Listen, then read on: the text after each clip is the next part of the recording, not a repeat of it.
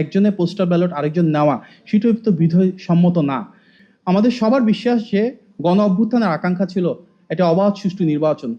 ইতিমধ্যে আপনারা জানেন যে আমাদের জাতীয় স্থায়ী কমিটির সম্মানিত সদস্য জনাব সালাউদ্দিন আহমেদের নেতৃত্বে ৪ সদস্যের একটি বিএনপি প্রতিনিধি দল আজকে নির্বাচন কমিশনে গিয়ে এ বিষয়ে ওনারা বিস্তারিত আলাপ আলোচনা করেছেন, নির্বাচন কমিশনকে অবহিত করেছেন এবং বলেছেন এই বিষয়ে তদন্ত করার জন্য। ওনারা করলে হয়তো পরবর্তীতে আমরা সুনির্দিষ্ট তথ্য পাবো এর উপর।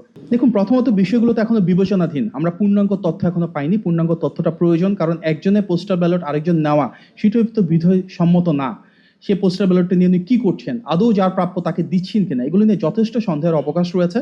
আমরা ইতিমধ্যে বলেছি যে লোকাল যে ভোটগুলো রয়েছে, যারা বিভিন্ন সময় নির্বাচনের দায়িত্বে থাকবেন, ওনাদের জন্য পোস্টাল ব্যালটগুলো যেন স্থানীয় আসন ভিত্তিক যেভাবে ব্যালট তৈরি করা হয়, অর্থাৎ যারা প্রার্থী থাকবেন ওনাদের নাম এবং ওনাদের যার যার প্রতীকের সাথে সেভাবে সংরক্ষণ করা হয় এবং সেভাবে তৈরি করা হয়, তার কথা আমরা ইতিমধ্যে নির্বাচন কমিশন আজকে জানিয়েছি। সে অনুযায়ী যেন ব্যবস্থা নেওয়া হয়। আমাদের সতর্কতা রয়েছে বলেই তো এই বিষয়গুলো সামনে আসছে এবং আমরা উদ্যোগ গ্রহণ করছি। আমাদের সবার বিশ্বাস যে গণ অভ্যুত্থানের আকাঙ্ক্ষা ছিল এটা অবাধ সুষ্ঠু নির্বাচন, যেখানে গণতন্ত্রকামী মানুষের আকাঙ্ক্ষার বহিঃপ্রকাশ ঘটবে। প্রতিটি রাজনৈতিক দলের এখানে আরো একসাথে দায়িত্বশীল হয়ে কাজ করতে হবে, যেন আমাদের এই নির্বাচনী প্রক্রিয়ায় যার একটা অন্যতম গুরুত্বপূর্ণ অংশ পোস্টাল ব্যালট, এটি নিয়ে যেন কোনো বিতর্ক না হয়। আমরা এটি জানা মাত্র গণমাধ্যমে অবহিত করেছি, সোশ্যাল মিডিয়াতে এগুলো নিয়ে অনেক পোস্ট আসছে।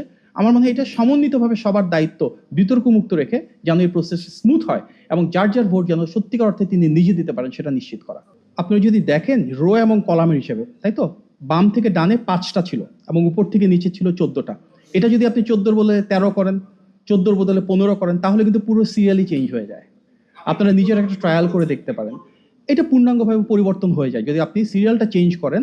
এটা অ্যালফাবেটিক্যালি আছে, কিন্তু ক্রমবিন্যাস যেটা আমি বলেছি, রো এবং কলামের সংখ্যা যদি চেঞ্জ করা হয় তাহলে পুরো অর্ডারটাই চেঞ্জ হয়ে যায়। সুতরাং এই ক্ষেত্রে খুব সুকৌশলে আমাদের যে মার্কা ধানের শীষ সেটাকে এমন একটা জায়গায় রাখা হয়েছে যেটা সহজে চোখে পড়ে না এবং ভাজের ওপর পড়ে।